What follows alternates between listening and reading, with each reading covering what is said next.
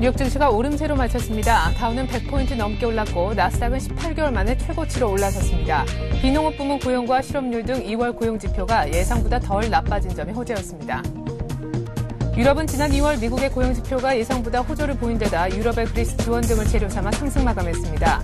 영국과 독일은 1%대 상승률을, 프랑스는 2% 이상의 오름폭을 기록했습니다.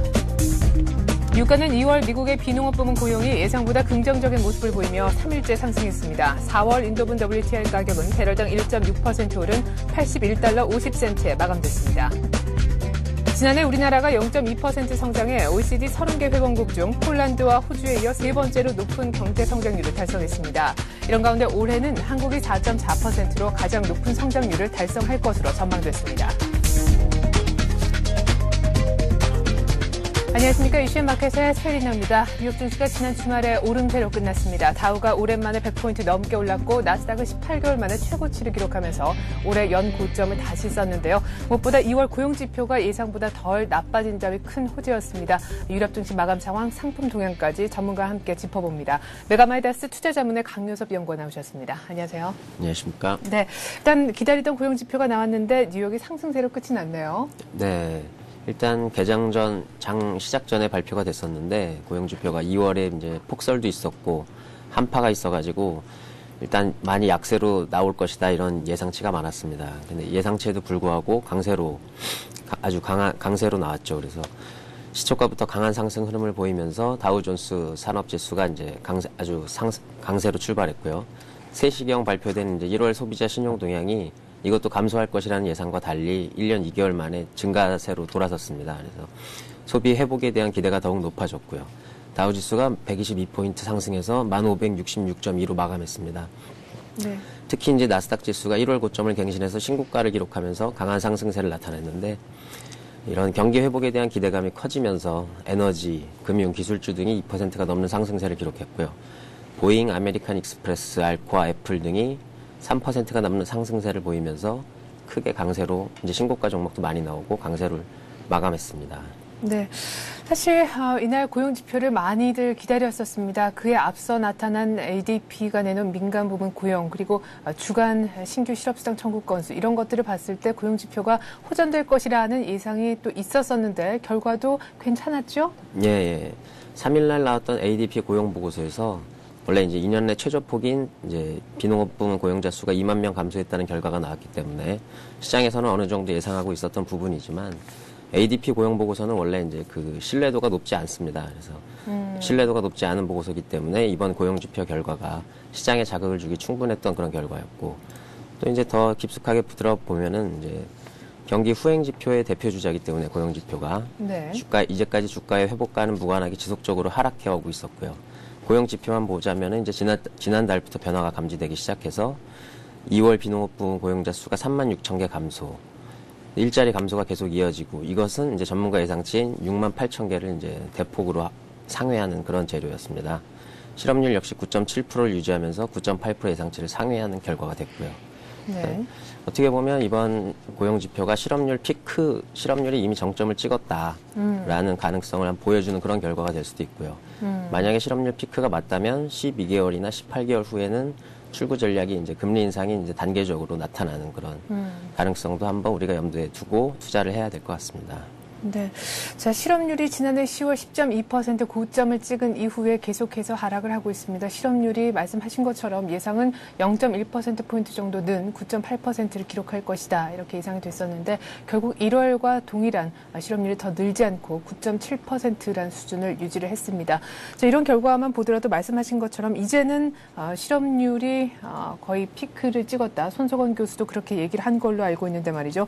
굉장히 긍정적인 고용지표가 나왔다라고 기대를 하는 쪽도 있지만 뭔가 이 지표 안에도 왜곡이 있다. 그래서 이 지표를 완전히 신뢰하기에는 아직까지 좀 이르다라는 의견도 있어서 말이죠. 고용 지표를 어떻게 봐야 되는 겁니까? 이제는 안심해도 되는 건가요? 글쎄요, 뭐 아직 안심할 단계까지는 아니라고 생각이 들지만 일단 피크 가능성에 조금 더 무게를 실어주고 싶고요. 네. 여기서 이제 미국 기업들의 현금 보유 상황이 지금 현재 30%가 넘는다고 합니다. 네. 근데 이제 원래 보통 수준은 18% 정도로 갖고 있는데 상당히 많이 쌓아두고 있습니다. 근데 이것들이 이제 경기가 회복이 되면은 투자를 늘릴 것이고 네. 이 30%가 넘는 현금을 바탕으로 해서 실업률 이제 고용을 많이 증가시킬 거기 때문에 그렇다면 이제 실업률은 피크를 치고 다시 내려올 가능성이 더 크다고 저는 생각하고 있습니다. 네. 지금 기업들이 현금을 많이 가지고 있는데 이것을 가지고 앞으로 투자를 늘리고 고용을 더 창출하기를 기대한다라는 말씀 들어봤습니다. 그러게요. 미국의 실업률 이제는 2월을 고점으로 조금 더 회복이 되는 모습이 나타났으면 좋겠습니다. 자, 그런가 하면은 미국의 소비자 신용도 1년 만에 처음으로 증가해서 눈길을 끌었죠. 네, 소비자 신용 잔액이 49억 6천만 달러를 이제 증가하면서 2조 4,600억 달러를 기록했는데 이것이 이제 2009년 1월 이후에 처음으로 증가한 것입니다. 네. 근데 물론 이제 저번 달에 12월 소비자 신용이 발표가 됐었는데 저번 달에는 이제 넌 리볼빙 금액이 증가하면서 이것으로 인해서 이제 소비 회복이 어느 정도 이제 증가하고 있구나 이런 예상을 하고 있었던 결과지만 이제 1월에는 아예 이제 총 금액까지 증가를 했기 때문에 더욱더 놀라운 결과고요. 네. 1월에도 넌 리볼빙 금액은 이제 50억 달러 증가하면서 증가세가 좀 더 커지고 미국의 소비 회복에 매우 긍정적인 현상으로 작용할 수 있다 이렇게 생각하고 있습니다. 네.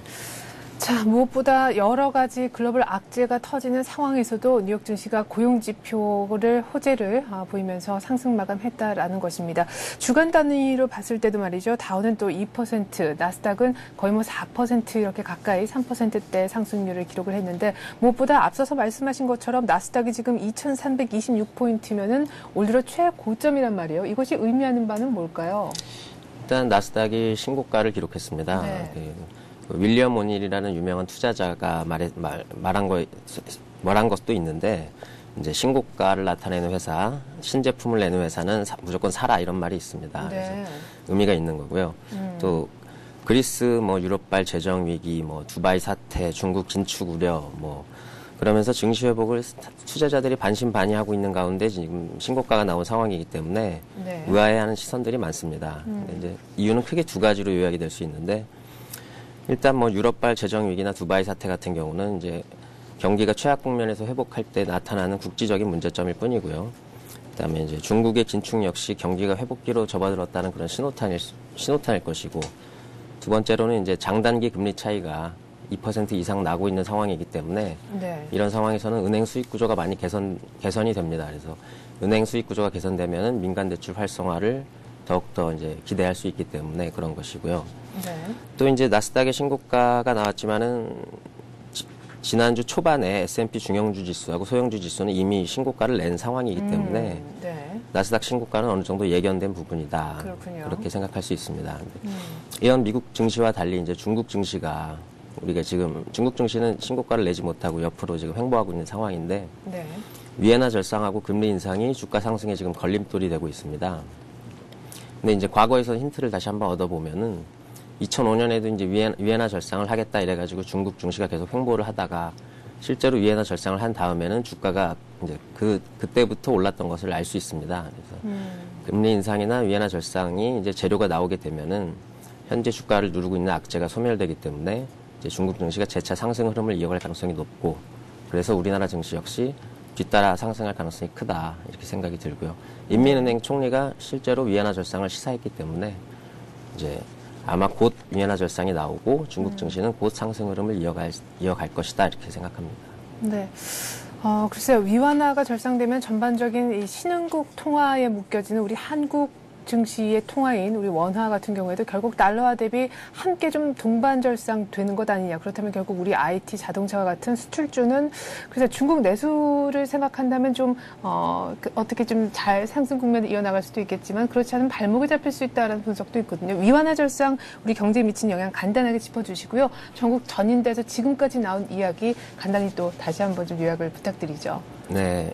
중국이 위엔화 절상을 하게 되면 우리나라 원화도 이제 같이 절상될 것이라는 의견이 지배적입니다. 근데 실제로 아시아 통화가 이제 미국이나 유럽 통화에 비해서 이제 많이 저평가되어 있기 때문에 같이 절상될 것이고요. 예. 근데 이제 아시아 지금 현재 제조업이 구매력이 상당히 있는 상황이기 때문에 위엔화가 5% 절상된다고 하더라도 그것이 이제 중국의 무역 수지에 미치는 영향은 그렇게 상품 구매력에 비해서는 크게 높지 않다. 적어도 이제 영향을 미치려면 한 제 생각에 20% 정도 절상이 돼야 되는데 네. 그렇게 되면 이제 뭐 파국으로 치닫는 형국이고요. 네. 그래서 5% 절상 정도면은 별 무리 없이 계속해서 흑자 기조를 이어갈 수 있는 상황이고 우리나라도 뭐 그렇게 크게 영향을 미칠 거라고 5% 절상 갖고 미치지는 않을 거라고 생각합니다. 네. 그리고 중국 전인대를 잠깐 정리하면은 이제 네. 뭐 경기 부양 기조를 계속 이어가겠다는 그런 얘기고요. 성장 목표 8%, 실업률 억제 목표 4.6%, 일자리 900만 개 창출. 당초 출구 전략에 대한 얘기가 나올 거라는 얘기도 있었지만은 네. 최대 규모의 적자 재정을 편성하면서 경기 부양에 대한 의지를 계속해서 피력했습니다. 그리고 신규 대출 7조 5천억, 소비자 물가 억제 3% 이내 이런 것도 역시 무난한 수준이고요. 네. 단지 이제 소비자 물가를 3% 이내로 억제한다. 요것은 이제 다소 생각보다 이른 시점에서 금리 인상이 단행될 수는 있겠다. 요것을 한번 이제 염두에 두고 물론 이제 금리 인상이 돼도 증시에는 악재 소멸로 봐야 된다. 이렇게 생각이 듭니다. 알겠습니다. 자, 이제 완전히 전인대가 끝난 것이 아니기 때문에요. 계속해서 전인대에서 나올 이야기들에 좀 관심을 집중시켜야 될 것 같습니다. 향후에 이제 지표나 일정 좀 정리하면서 중국 관련 변수들을 조금 더 챙겨보도록 하겠습니다. 한편 유럽 쪽도 분위기가 좋았는데요. 일단 그리스 재정 적자 문제가 확실히 좀 해결 국면에 점차 좀 접어든 것 같습니다. 기다렸던 그리스와 또 독일 총리 간의 만남이 주말에 있었잖아요. 예. 그리스 총리가 5일날 이제 독일 메르켈 총리를 면담을 했는데, 네. 독일이 이제 부채 문제 해결에 대해서 이제 지원을 하기로 했고요. 네. 구체적인 어떤 지원 금액이라든가 방법이 제시가 됐습니까? 구체적인 것이 나온 것은 아닌데, 일단 지원설 같은 것은 다 부인은 한 상황이고, 하지만 이제 심적으로 독일이 이제 지원을 한다고 했으니까, 이제 7일날, 9일날 이제 프랑스와 미국을 각각 만나는데, 독일, 프랑스가 협력해서 아마 유로권에서 그리스 사태는 일단 불을 끄고 네. 갈 것이라고 생각이 들고 어차피 경기 회복 전까지 그리스가 살아나긴 어렵겠지만 프랑스와 독일이 일단 급한 불을 끈 상황이기 때문에 그렇게 주식시장에 미치는 영향은 아주 이제 작아질 거라고 생각을 하고 있습니다. 그렇군요. 이것도 그리스 지원 기대감 또 미국의 고용 지표 등의 호재 이런 것을 등에 업어서 유럽도 상승 마감을 했는데 유럽 쪽 마감 상황도 전해주시죠. 네. 영국 FTSE 지수가 이제 1.3% 올랐고 독일 지수가 1.42%, 프랑스가 2.14% 상승해서 역시 이제 미국의 고용 지표 발표에 따라서 강세를 나타냈습니다. 이제 리오틴토 같은 이제 상품주들이 상승을 했고요. 네. 경기 회복에 대한 기대 심리가 살아나면서 이제 파이낸스 업종, 자동차 업종도 상승세를 이어갔습니다. 그리고 특히 이제 영국 지수 같은 경우는 주간 단위로 4.58% 상승하면서 나스닥과 같이 1월 고점을 벗기면서 신고가를 갱신하는 그런 좋은 모습을 보였습니다. 네. 자, 그렇다면은 유로화는 그리스 해결 기대감이 있기 때문에 좀 오르지 않았을까 싶은데 상대적으로 달러는 좀 약세를 보였을 것도 같습니다. 유가 마감 상황과 함께 달러 어떻게 끝이 났는지도 좀 전해주시죠. 네, 이제 상품과 통화 지표에 대해서 말씀드리면은 일단 양호한 고용 지표가 모든 것의 원인이 됐고요. 국제 유가를 비롯한 상품 가격이 수요 증가 기대감으로 인해서 상승했고 유가는 전일 대비 1.6% 상승하면서 81.5달러를 기록했었고요. 이제 국채 가격은 이제 경기 회복하고 주가 상승에 대한 그런 심리 때문에 안전자산을 회피하자. 그래서 안전자산 회피 현상으로 인해서 0.08% 상승했고, 그러니까 채권 수익률이 상승했다는 것은 이제 국채 가격이 하락했다는 얘기고, 네. 또 이제 금 선물 가격은 이제 경기 회복에 따른 인플레이션에 대한 해지 수요로 인해서 2.1달러 상승해서 1,135.2달러로 마감을 했습니다. 그리고 또 달러는 이제 유로 대비는 약세를 보였지만 엔 대비는 강세를 보였습니다. 하지만 달러 인덱스는 전일 대비 소폭 하락한 80.46으로 마감했습니다. 네, 일본 중앙은행이 추가적인 금융 완화 정책을 더 추진할 수 있다 이런 얘기를 했었죠. 유럽과 미국 증시가 열리기 이전에 말이죠. 때문에 엔화가 달러 대비 큰 폭으로 떨어지지 않았나 싶습니다. 자, 그렇다면 이번 주에 또 어떤 일정들이 기다리고 있는지 궁금한데 말이죠. 앞서서 제가 살짝 말씀을 드렸다시피 이번 주에는 미국, 유럽 쪽 지표도 중요하지만 중국에서 나오는 지표에도 많은 관심을 좀 기울이셔야 될 것 같습니다. 어떤 지표 일정이 있나요? 네, 일단 중국부터 살펴보면 중국의 이제 수출입 지수하고 신규 대출, 그다음에 소비자 물가, 생산자 물가들이 발표가 됩니다. 중국의 이제 수출입 증가세 같은 경우는 중국의 경기 회복세가 어느 정도 일어나고 있는지 전년보다 어느 정도 더 증가하고 있는지를 나타낼 수 있고요. 그다음에 소비자 물가, 생산자 물가 지수는 이것이 크다면 중국에서는 이제 이른 시점에서 이제 뭐 금리 인상 같은 경우를 한번 고려해 볼 수 있는 그런 재료가 될 수 있을지 한번 주목을 해봐야 될 거고. 네.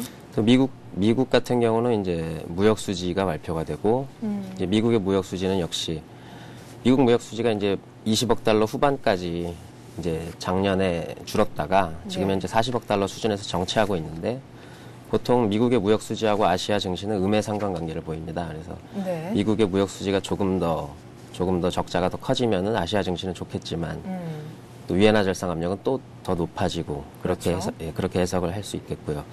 미국은 이제 소매 판매 지수 감소가 예상되지만 반전을 기대해 보고요. 일단 소매 지수가 좋게 나오니까. 그다음에 유럽의 산업 생산 지표 역시 이제 미국과 중국처럼 경기 회복세를 나타낼 수 있을지 그것도 한번 관심을 가져야 되겠습니다. 네. 자, 미국 쪽의 소매 매출, 소비자 심리 지수 좀 잘 챙겨보시고요. 중국에서 나올 또 물가 관련 지표에도 좀 관심을 기울이셔야 될 것 같습니다. 앞서서 나스닥이 18개월 만에 최고치, 올 들어 최고점으로 끝났다고 하셨는데요. 다우가 연고점에 지금 도달하려면 한 200포인트 정도 남아있단 말이에요. 이 같은 분위기 계속 이어가서 이번 주에도 한 주 정도 뉴욕 증시가 더 랠리할 수 있다고 보십니까? 네, 일단 다우지수 같은 경우는 제 생각에는 12,000 정도까지는 상승 여력이 남아있다고 생각하고 있었고 예. 그렇게 계속 말씀드렸고 나스닥 지수가 신고가를 낸 것처럼 S&P 중형주, 소형주가 지금 신고가를 내는 상황이기 때문에 이제 그건 어떻게 해석을 해야 되냐면 대형주보다는 소형주 쪽의 상승률이 더 높다. 네. 이것은 이제 경기 회복기에 나타나는 특징인데 경기가 불황일 때는 1등 주식을 사지만 그렇죠. 경기가 회복이 되면은 2등 주식, 3등 주식을 사는 경향이 있습니다. 중소형주 쪽. 예. 그래서 경기가 회복되는 단계이기 때문에 2, 3등주의 수익률이 더 높을 것이라고 생각하고 2, 3등주가 미리 올라가고 그 다음에는 이제 1등주. 제일 높은 거는 이제 다우지수겠죠. 그래서 네. 다우지수가 아마 그 뒤를 이어서 상승 흐름을 이어갈 것이라고 생각하고 있습니다. 네, 잘 들었습니다. 메가바이다스 투자 전문 강효섭 과장과 함께했습니다. 말씀 잘 들었습니다. 감사합니다.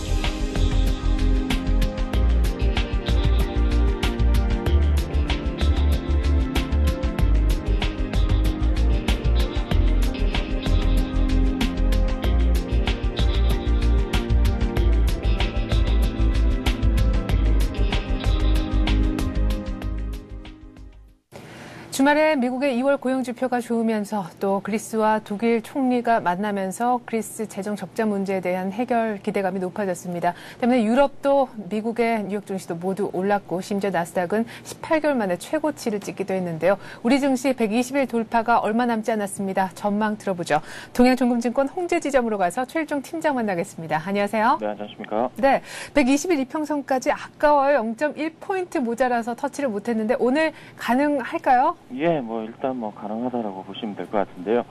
저번 주말 우리 증시, 미증시 쪽에서의 고용지표 개선에 의한 선반영적 성격으로 인해서 박스권 상단부라고 할 수 있는 지수대 이러한 부분을 전략 후강의 강한 모습의 움직임을 보임으로써 어느 정도 추세적인 랠리 가능성을 살짝 엿보이는 그런 흐름을 보였습니다. 이는 전반적으로 우리 증시가 이제 자체적인 모멘텀이 부재한 상황에서 그동안 문제가 되었던 그리스의 리스크 해소 가닥과 중국의 전인대 개최에서 적극적인 내수를 펼치면서 경제를 활성화하겠다는 목표, 그리고 일본의 재정 확대를 통한 추가적인 경기 부양책을 실시함으로써 결론적으로 봤을 때 모든 여건이 우호적인 분위기 속에서 핵심 확인 지표라고 할 수 있는 미국의 고용 지표까지 우호적으로 나올 가능성이 큰 상황, 이러한 상황이 이제 미리 선반영적 성격으로 우리 증시의 긍정적인 결론으로 이제 도출이 됐다라고 정리해 볼 수 있겠습니다. 전주 국내 증시에서 외국인과 기관의 꾸준한 순매수가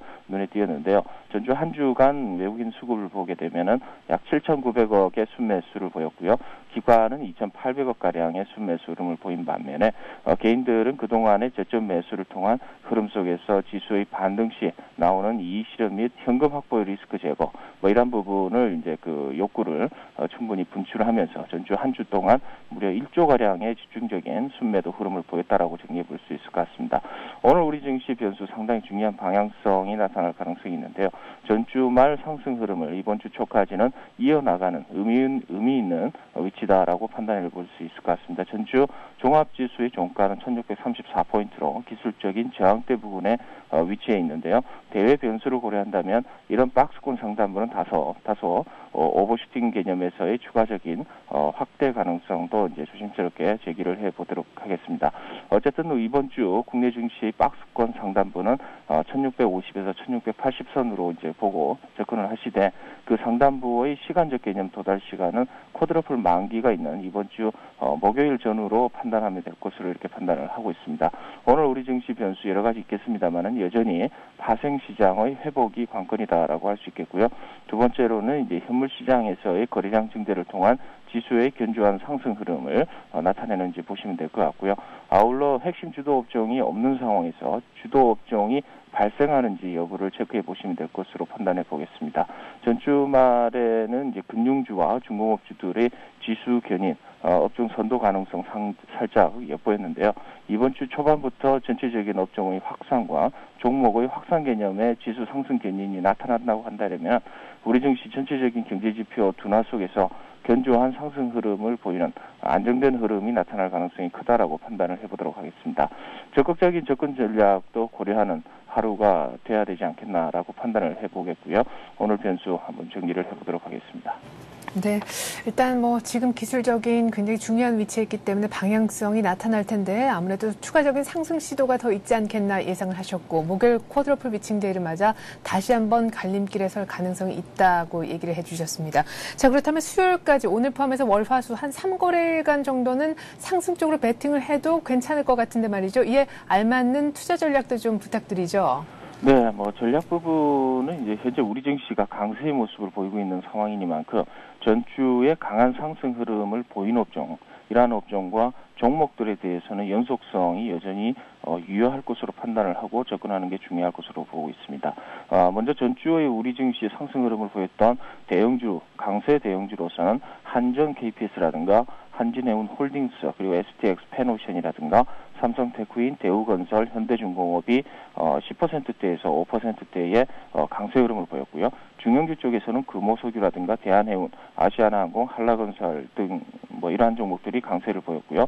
소형주 쪽에서는 옵틱스, 삼양옵틱스라든가 대원강업, THN과 이화산업 등이 강세를 보였습니다. 이러한 종목들 특징을 보게 된다 이러면 전반적으로 두 가지 케이스가 상승했구나 뭐 이렇게 알 수 있는데 먼저 업종 개념에서 본다 이러면 해운 업종의 강세가 대형주와 중형주를 포함하는 데서 고르게 상승 흐름을 엿볼 수 있었다라는 점입니다. 이런 우리 증시와 세계 글로벌 증시가 경제 자체가 이제 전반적으로 경제 회복이 진행되고 있다라는 점, 이러한 점에 초점을 맞추는 흐름이 나타나고 있다라고 판단이 되고요.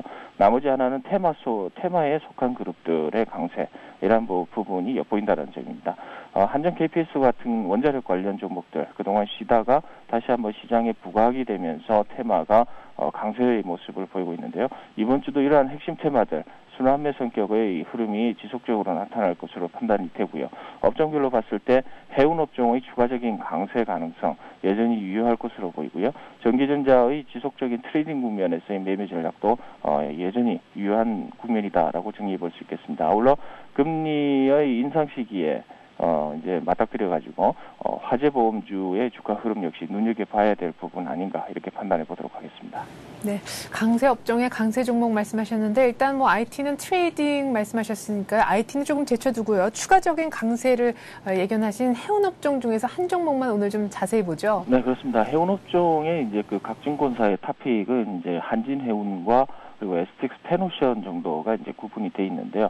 전체적으로 봤을 때 이제 업종 전반적으로 올라온다 이러면은 우리가 사이드로 좀 빠져 있는 종목도 한번 살펴보자라는 개념에서 현대상선을 한번 말씀을 드려보도록 하겠습니다. 수급적인 측면에서 기관의 연속 순매수 흐름에 주목을 하면서 외국인들의 최근 우호적인 순매수 확대 여부에 좀 주목을 해야 되겠다라는 생각이고요.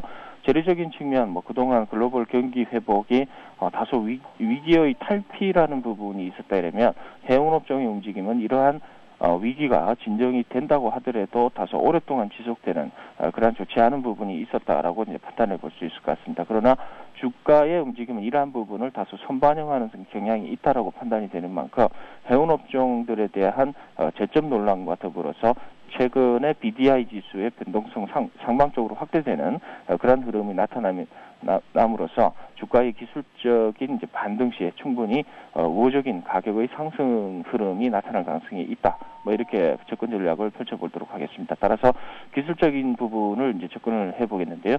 차트를 보시면서 말씀을 드리겠습니다. 일단 박스권 상단부라고 할 수 있는 그동안의 흐름, 이러한 부분 3만 원 정도를 강하게 이제 금요일 날 돌파한 흐름이 나왔습니다. 그래서 3만 1,050원에 금요일 종가가 이제 나타났는데요.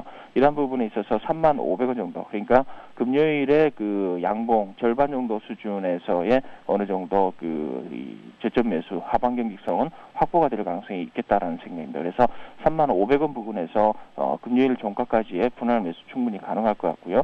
목표 주가는 주봉으로 보겠습니다. 주봉으로 보시게 되면은 여전히 바닥권에서 크게 상승하지 않은 그런 상황을 보고 있습니다. 그래서 이런 부분을 봤을 때 3만 5천 원까지 충분히 잡아도 되는 부분이 아닌가 이렇게 판단을 해보겠고요. 1차 목표가는 아니다라고 하더라도 일단 3만 5천 원까지 보고 접근하는 게 좋을 것으로 이렇게 판단이 되고요. 그리고 이러한 모든 부분이 이제 무너지는 부분이 있습니다. 그래서 손절가는 2만 8천 원 부근에서 형성이 되는 그러한 이제 흐름이 나타날 것으로 보겠습니다. 이러한 부분은 가격이 적극적으로 추가적인 하락은 하지 않겠지만은 횡보 국면에서 좀 지리하게 움직인다는 개념에서 현금 확보하고 기다리시는 그런 전략이 꼭 필요하겠다. 뭐 이렇게 보겠습니다. 네, 현업종 가운데 현대상선 얘기 들어봤습니다. 도현종금증권 홍제지점 최일동 팀장이었습니다. 고맙습니다. 감사합니다.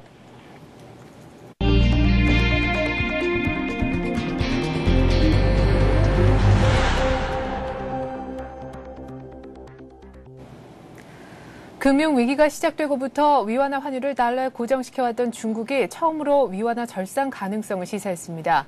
그동안 외국의 절상 압력을 단호하게 물리쳤던 터라 시기와 폭등에 관심이 집중되고 있는데요. 위화나 절상이 우리 경제에 미치는 영향은 무엇인지까지 짚어보겠습니다.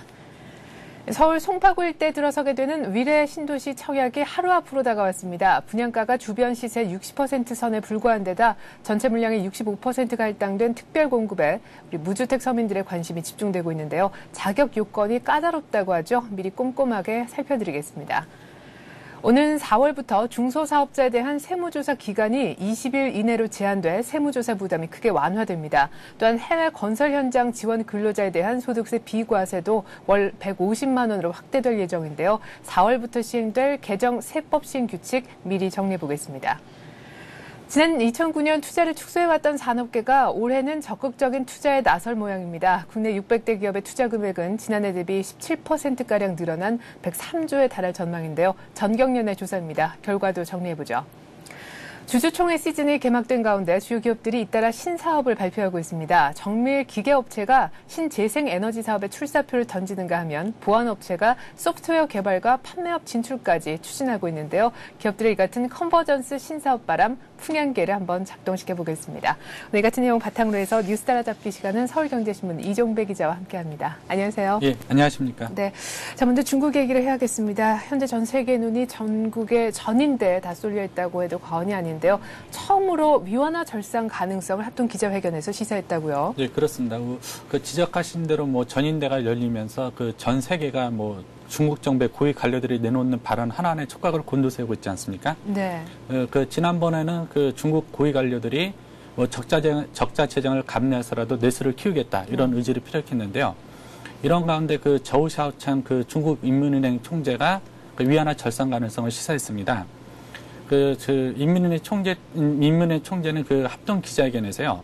그 달러화에 고정된 그 현재 위안화 환율 정책은 그 중국 정부의 이례적인 경기 부양과 마찬가지로 그 글로벌 금융에 대처하기에 특수하게 쓰이고 있다 이런 말을 했거든요. 네. 그러면서 그 조만간 그 정상적인 환율 체계로 전환할 수 있다 이런 발언을 했는데요.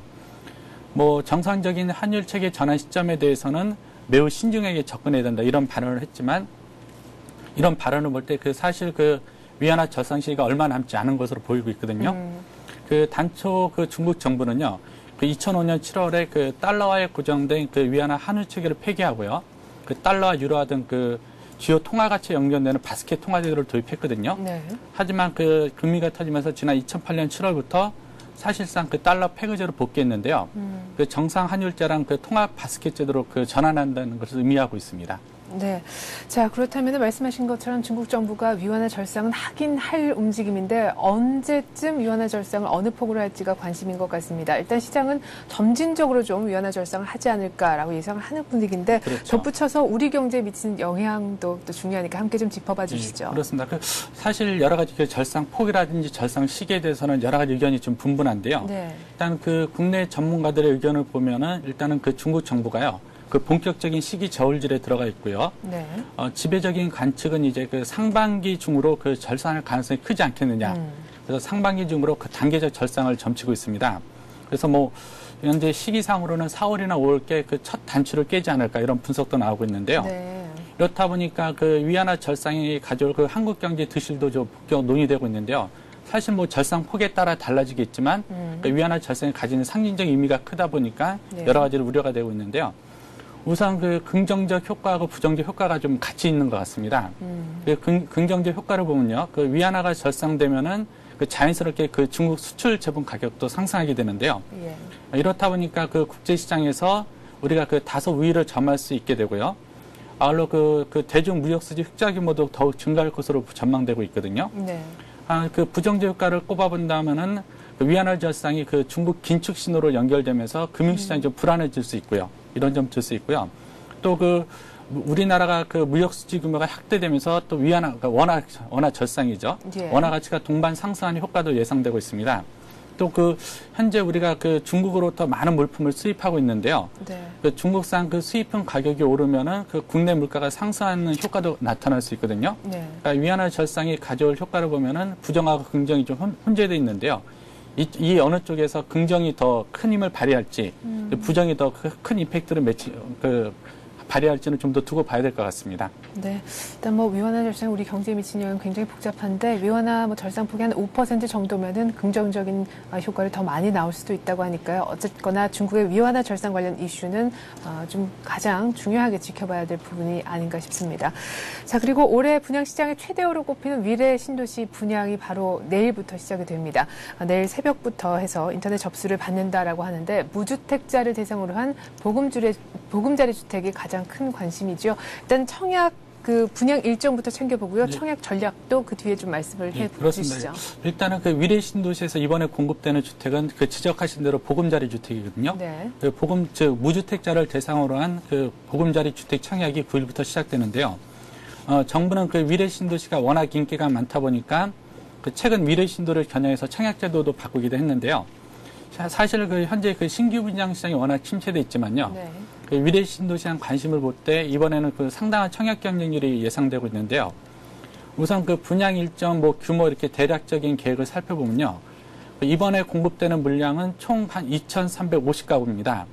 그 면적은 그 전용 면적 기준으로 그 51에서 84평방미터 이하고요. 그러니까 그 9m 규모 이하죠. 예. 또 그 이번에 공급되는 주택은 그 송파구 이천 2개 블록에서 공급이 되고요. 분양가는 그 평방미터당 그 1,190만 원에서 1,280만 원 정도로 예상되고 있고 한 인근 시세 60% 선으로 추정되고 있습니다. 네. 또 위례 신도시의 경우는 그 바뀐 규정이 적용되면서요. 그 서울적 50%, 수도권 50%로 나눠 공급되는 게 특징이고요. 네.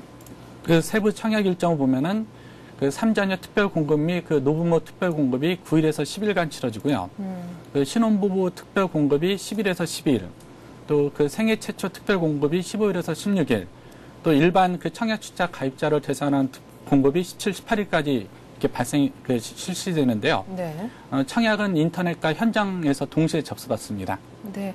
자, 이렇게 해서 미래 신도시 분양 계획 저희가 한번 살펴봤는데요. 일단은 가장 중요한 것은 내일부터 시작되는 이 청약에 어떤 식으로 참여할 것인지 그 방법에 대한 문제입니다. 아마 굉장히 좀 까다롭다고 알려져 있어서 많은 시청자분들이 좀 헷갈리실 것 같은데 재혼한 신혼부부도 뭐 특별 공급을 신청할 수 있고 3자녀 이상이면 뭐 통장 없이도 신청할 수 있고 여러 가지 복잡한 내용들이 많습니다. 좀 쉽게 설명을 좀 해주시겠어요? 그렇습니다. 일단은 그 시청자분들이 관심 가져 몇 가지 포인트를 좀 짚어볼 필요가 있을 것 같은데요. 일단은 이번 청약제도가 진짜 최근에 많이 바뀌었거든요. 그러니까 시청자 여러분께서는 청약하시기 전에 그 입주자 모집 공고가 있습니다. 입주자 모집 공고에서 그 꼼꼼히 그 탐독해보는 게 우선 필수일 것 같고요. 네. 그 입주자 모집 공고에 사실상 그 모든 내용이 다 담겨져 있으니까 그것을 통해서 많은 이해를 하실 수 있을 것 같고요. 일단은 그 주요 내용을 좀 간추려 보면요. 그러니까 아까 말씀드린 대로 그 청약의 기본 요건은 그 무주택 세대주이면서 그 수도권 거주자만 청약이 가능합니다. 네. 또 그 일부 그 특별 공급 물량을 제외하고는 그 청약 저축 통장이나 그 주택 청약 종합 저축 통장이 필요하고요. 또 그 덧붙여 관심 가질 게 그 이번 위례 신도시에는 1순위에서 그 서울 지역 거주자 50%, 그 수도권 거주자 50% 등으로 나눠 경쟁하는 방식이거든요. 그러니까 서울 수도권 거주자가 똑같이 1순위로 네. 경쟁해서 구조라는 겁니다.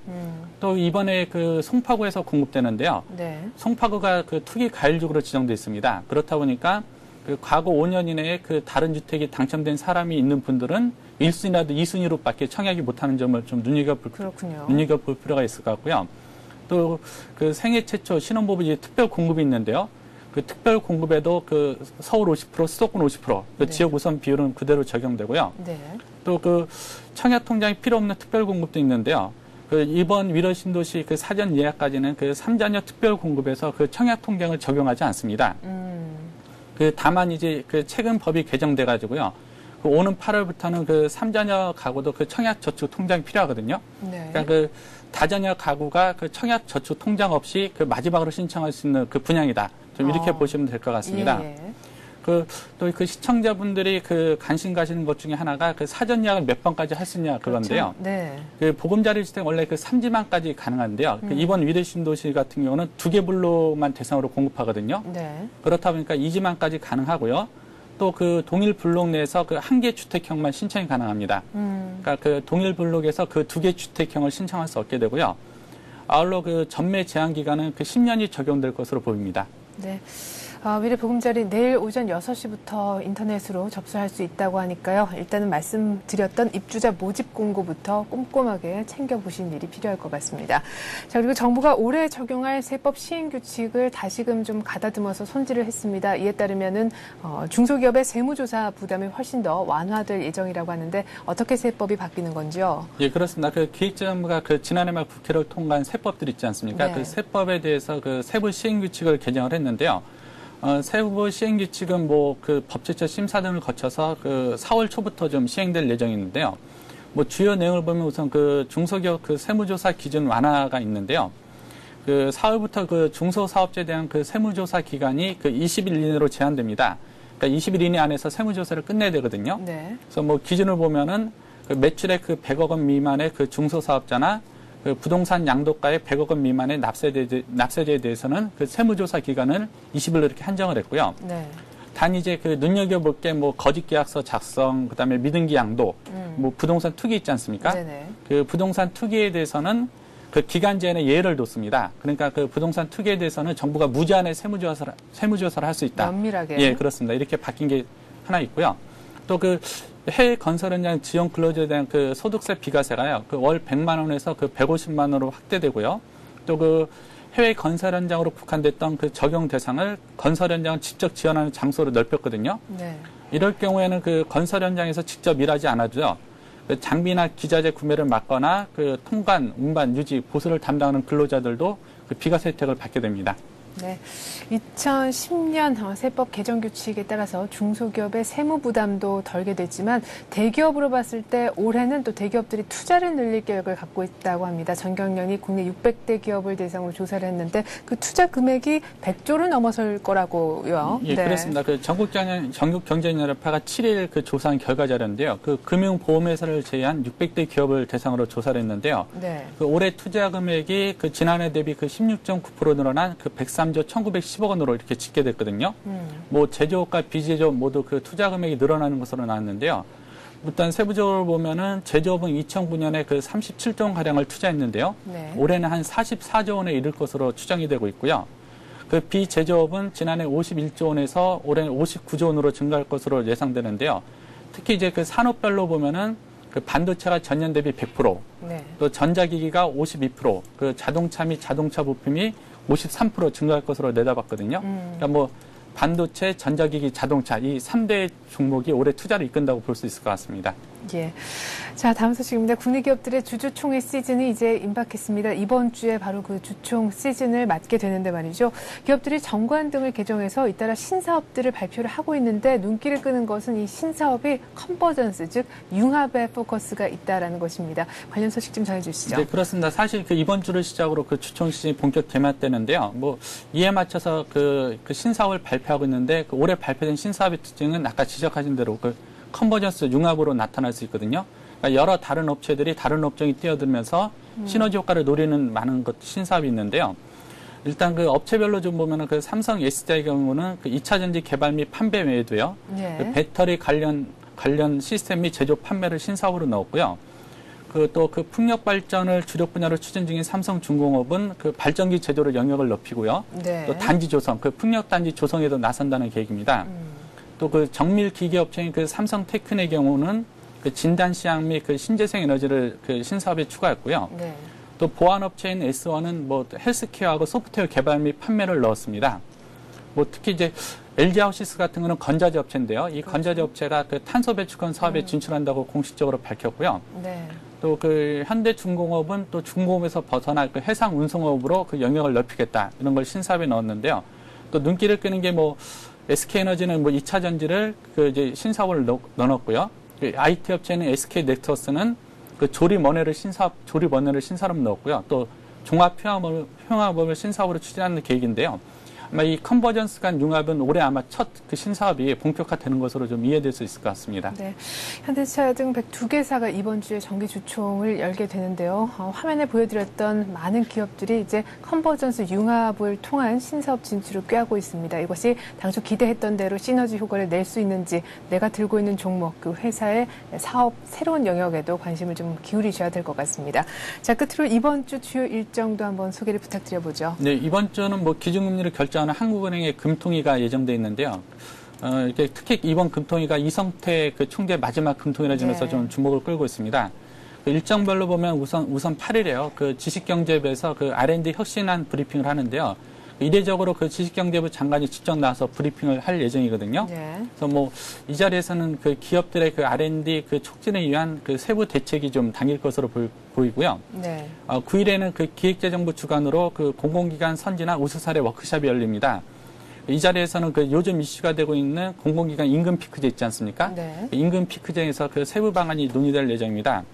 10일에는 뭐 대전시청에서 그 대전 충남 대통령 업무보고가 진행되는데요. 이번 충남 업무보고에서 그 이명박 대통령이 그 세종시 문제와 관련해서 어떤 발언을 내놓을지 좀 기추가 되고 있고요. 네. 아까 위에 말씀드린 대로 11일에는 그 기준금리를 결정하는 금통위가 열린 예정인데요. 네. 이성태 총재의 마지막 회의이기도 하는데 그 이번 금통위에서는 금리 동결 전망이 좀 우세하게 나오고 있습니다. 네. 또 11일에는 그 기획재정부 주관으로 그 공공기관 운영위원회가 열리고요. 또 12일에는 그 기획재정부에서 그 공공기관 그 경영평가단 구상 및 운영규정 제정과 관련한 브리핑을 실시할 예정입니다. 네. 서울대신문 이종배 기자였습니다. 말씀 잘 들었습니다. 네, 감사합니다. 네, 앞서 주중에 발표됐었던 지난 주중이었죠. 2월 ADP 민간 부문 고용 그리고 주간 실업수당 청구 건수 등이 양호한 수치를 기록해서 혹시나 하고 기대를 했었는데 역시나였습니다. 미국의 2월 고용 지표가 상당히 양호한 결과를 나타냈는데요. 무엇보다 비농업 부문의 고용이 한 6에서 7만 명 정도 감소하지 않겠나라고 했었는데 한 3만 6천 명 정도만 감소를 했습니다. 그리고 2월 실업률도 9.8% 정도로 0.1%포인트 늘 것이라는 예상을 했었는데 전월과 같은 9.7%를 기록했습니다. 때문에 나스닥은 연중 최고치까지 올라섰고 다우는 100포인트 이상이나 상승했습니다. 이슈 마켓이었습니다. 고맙습니다.